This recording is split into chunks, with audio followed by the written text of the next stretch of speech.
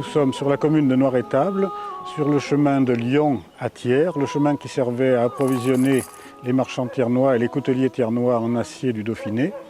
Mais c'est aussi un chemin par où ont passé des gens illustres, le roi François Ier quand il revenait d'Italie, mais aussi Michel de Montaigne quand il rentrait à Bordeaux, dont il était le nouveau maire et il se hâtait de rentrer, c'était en 1581.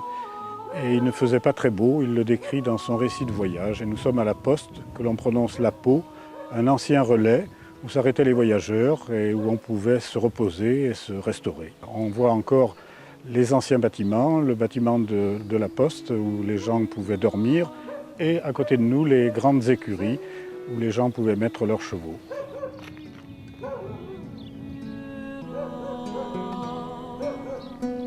Alors, toujours sur le chemin de Noirétable à Thiers, un peu plus haut que le relais de poste de la Poste, on est sur ce vieux chemin, et chemin toujours très rectiligne, dans la mesure du possible toujours très droit.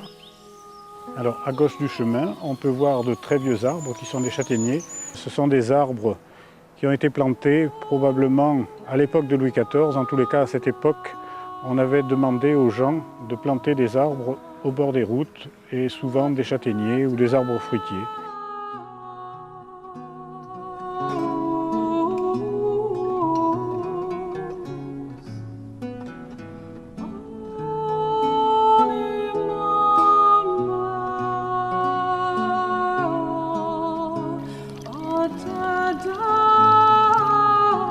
Nous sommes un peu écartés de l'ancien chemin, mais nous sommes sur le tracé du futur chemin de grande randonnée, le GR, qui s'appellera le chemin de Montaigne.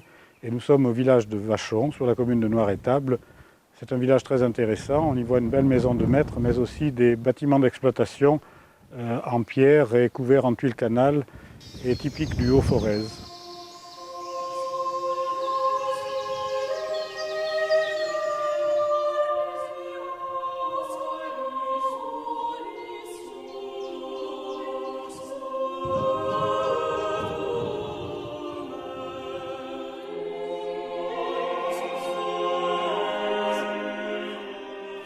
Alors, nous voici revenus en Auvergne. Nous sommes au lieu dit le pont de la Forêt. Et en fait, le petit ruisseau qui coule en dessous, c'est la limite entre la province du Forez et le comté de Forez et l'Auvergne, et la limite de la seigneurie de Montguerre, aussi la limite est de la seigneurie de Montguerre. Et ensuite, nous allons poursuivre notre chemin en direction de La Fortie.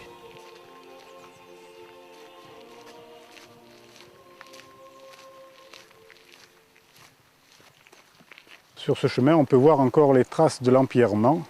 On appelait ces chemins des chemins ferrés. C'était des chemins qui étaient empruntés par les fardiers, les voituriers qui transportaient l'acier depuis Lyon jusqu'à Thiers, empruntaient ce chemin. Et les voyageurs célèbres, comme on l'a dit, ont passé par ce chemin. Et Montaigne y a passé un certain jour de novembre où il faisait bien moins beau qu'aujourd'hui. Il se hâtait d'arriver à son étape de Thiers pour repartir en direction du pont du Château.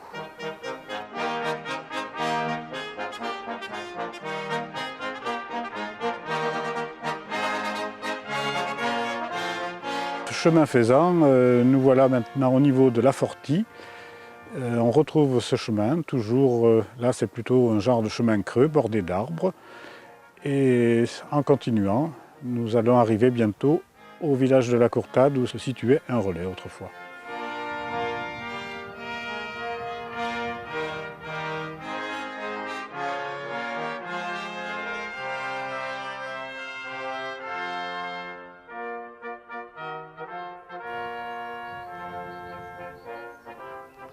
Alors, nous voici arrivés au village de la Courtade, qui autrefois possédait un relais de poste à partir du XVIIe siècle, parce qu'on avait fait une variante au chemin, c'est-à-dire le chemin qui est ici dans ce sens, qui conduit à Thiers, c'est le chemin du Moyen-Âge, et on l'avait progressivement abandonné, et on arrivait de ce côté-ci, et il y avait un relais de poste pour repartir après en direction de Noirétable.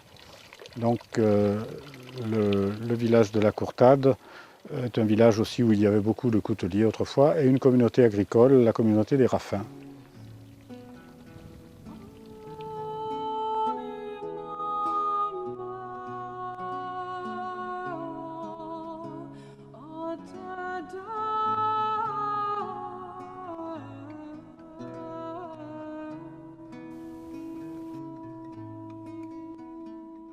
Nous étions à Vachon tout à l'heure, au village de Vachon, en direction de l'Est, et tout droit nous sommes passés à la Fortie, à la Courtade, ensuite au Champais et Rambaud, avant de continuer en direction du péage et Montguergue.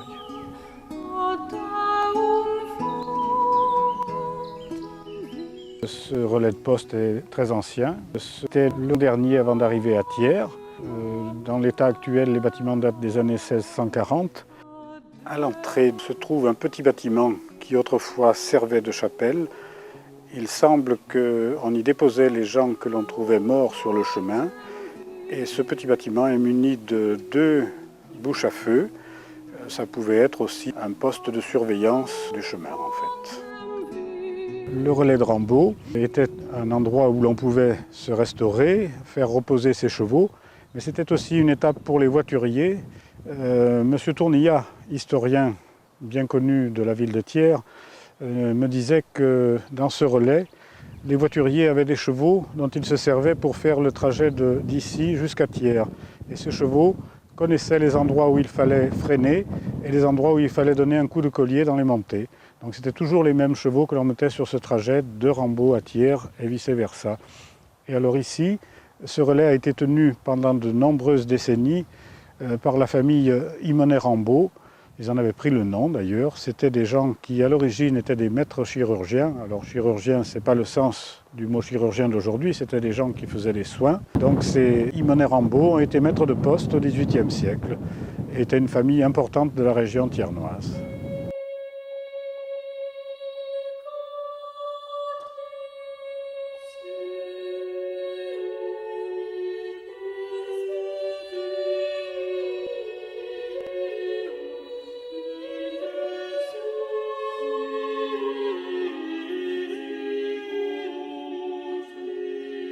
Nous voici à la Croix des Quatre Chemins. Comme son nom l'indique, c'est un carrefour. Alors donc le chemin sur lequel nous sommes, bien sûr, dans ce sens, nous partons en direction de Thiers, mais nous croisons un chemin aussi qui venait de Vollore et qui permettait de se rendre à Saint-Rémy, ou de Saint-Rémy à Vollore, puis à Augerolles, voire à Ambert. C'est un chemin transversal. De la Croix des Quatre Chemins, à quelques 200 mètres d'ici, se trouve le hameau du péage. Et le hameau du péage, c'était le lieu où l'on acquittait les droits pour rentrer dans la seigneurie de Montguergue au Moyen-Âge et jusqu'à la Révolution, puisque ces droits ont été perçus au XVIIe et XVIIIe siècle par les seigneurs de Vollore, qui étaient maîtres de Montguergue. Et le château de Montguergue a été construit par les seigneurs de Thiers. C'est un des plus vieux châteaux, château fort en pierre. Il a été bâti sur une ancienne motte féodale où il devait y avoir un château en bois. Il était composé d'une tour carrée avec des bâtiments tout autour, un petit logis, un fossé qui entourait tout ceci, puis une demi-lune où il y avait des bâtiments d'exploitation et un deuxième fossé qui protégeait le tout. Simplement, il était au sommet d'une butte qui dominait tous les alentours et il était fait pour impressionner les gens qui passaient sur ce chemin, pour montrer la puissance des seigneurs de Thiers.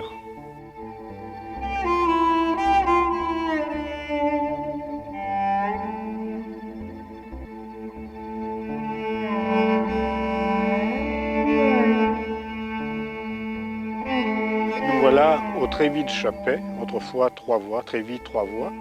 En fait, c'était le grand chemin de Thiers à Noiretable.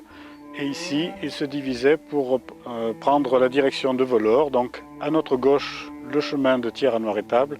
Et ici, le grand chemin de Thiers à Vollorville, qui a été utilisé jusque dans les années 30-40 par les gens de Sainte-Agathe et de Vollore qui se rendaient à Thiers à pied. Et à côté de nous, un vénérable chêne qui a bien plus de 200 voire 300 ans.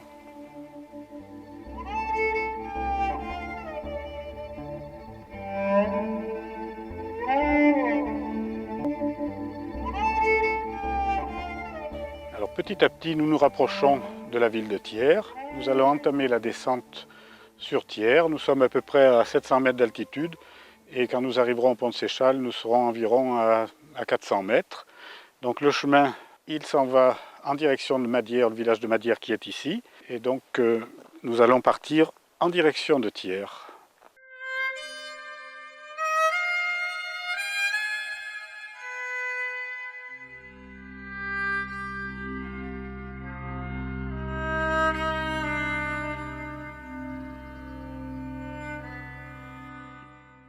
Nous avons entamé la descente sur Thiers, descente assez impressionnante, par le chemin qui avait été aménagé au début du XVIIe siècle et qui a été transformé encore au début du XVIIIe siècle, vers 1715.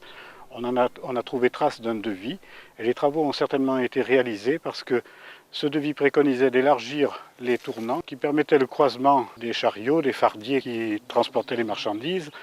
Et sur le côté du précipice, de temps en temps, il y avait des pierres qui étaient mises sur le bord, des pierres levées, qui font à peu près 50 cm de hauteur, qu'on appelait des buttes-roues. Alors les buttes-roues servaient à l'époque, dans cette descente assez impressionnante, les chariots n'avaient pas des freins très efficaces. D'ailleurs, on mettait des barres dans les roues à l'arrière, et si on se sentait, si on sentait que le chargement prenait de la vitesse, on venait poser les roues avant du chariot sur ces pierres, le temps que les bêtes puissent souffler un peu, et on repartait tranquillement.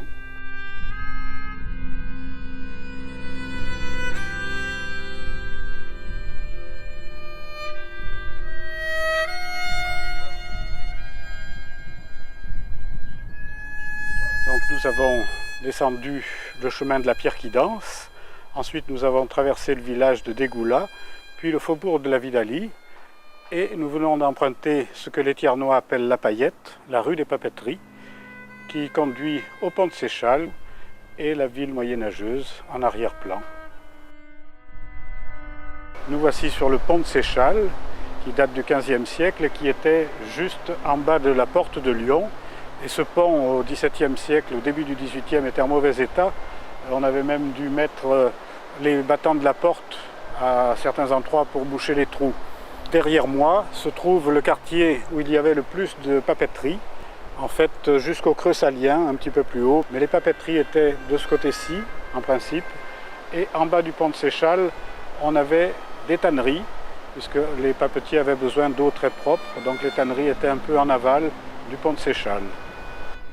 Nous empruntons la rue du Rolle, la rue qui n'a pas changé de nom depuis le Moyen-Âge, puisque c'était la rue de Dorol. Nous sommes au corps de garde, c'est-à-dire l'endroit où les gens étaient là pour surveiller la porte de Lyon, c'est-à-dire le corps de garde, c'était les bâtiments devant nous.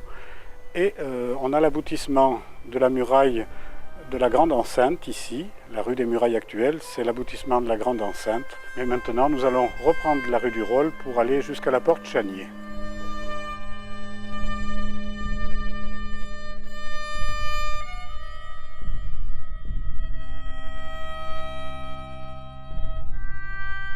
Nous voici au terme de notre voyage.